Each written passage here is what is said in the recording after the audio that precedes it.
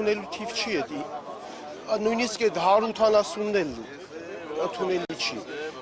Բեռնատարի վարորդներին պիտի սահմանափակում չդնեն, այդքան բան կասեմ ես։ Ոչ, բայց արդեն իմ օրը անցել է 120 օր։ Ու եկել եմ չեմ կարում գնամ։ Այստեղներով եթե շարունակվի, մինչև երբ արդեն կարող է սարքել բոլորին առնչվել եւ այս բեռնափոխադրում չիրականացնել։ Չեմ կարող ասել։ Մոտավոր հաշվարկներով արդեն առաջացել է խնդիրը, արդեն վարորդների մեծամասնությունը ժամանակն անցել է եւ չեն կարողանում արդեն սահմանը հատել։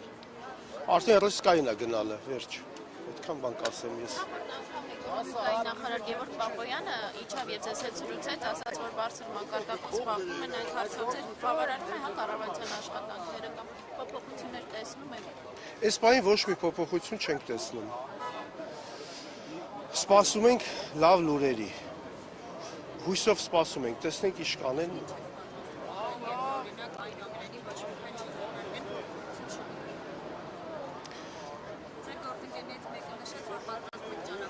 Ճանապարհ փակելը չէ, պետք է սահմանները փակվի, այդքան բան,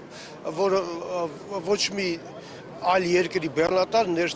չմտնի Հայաստան։ Արդեն իրանք կզգան, թե ինչ է նշանակում մեր դեմ արգելք դնելը։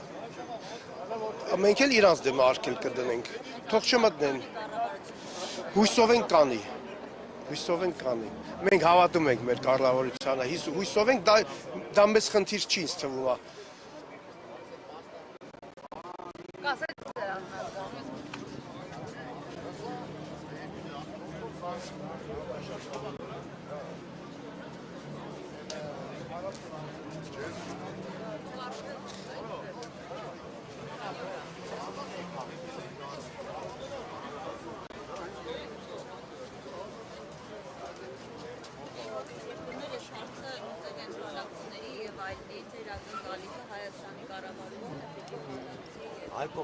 Իհարկե, ես կամ են մեկ էլ շոֆերը չէր տանք բանակցենք։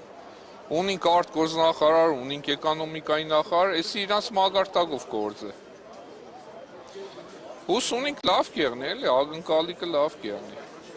Հուսանք։ Շնորհակալություն։ Ունեք մուտքի արգելքներողություն։ Իհարկե, բոլորը ստեղ կանգնածներն էլ ունի, 90 օրը ասենք ըմբես օր չէ օր չունենան, էլի։ Մենակ հունվար ամսին գնացել եմ այս տարվա 28 օր է TVRS-ը։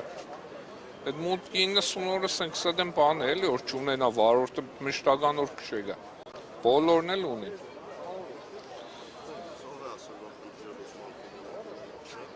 Նորից կկրկնեմ, մի հատ տիկին կա կզբաղվի այս հարցով, կարծեմ Ազգանունը Պեժանյան։ Իրանից ինֆորմացիա կստանանք։ Իրան միջոցով, ինտերնետից, Facebook-ից։ Իսկ ես մի քանի օրվա ձեր ակցիաներից հետո կառավարությունից գործուն քայլեր նկատել եք։ Չէ, առայժմ չէ։ Կարող է եղել են քայլեր, մենք չենք նկատել, հիմա կներկայացնեն, դոր համար ենք հավաքվել։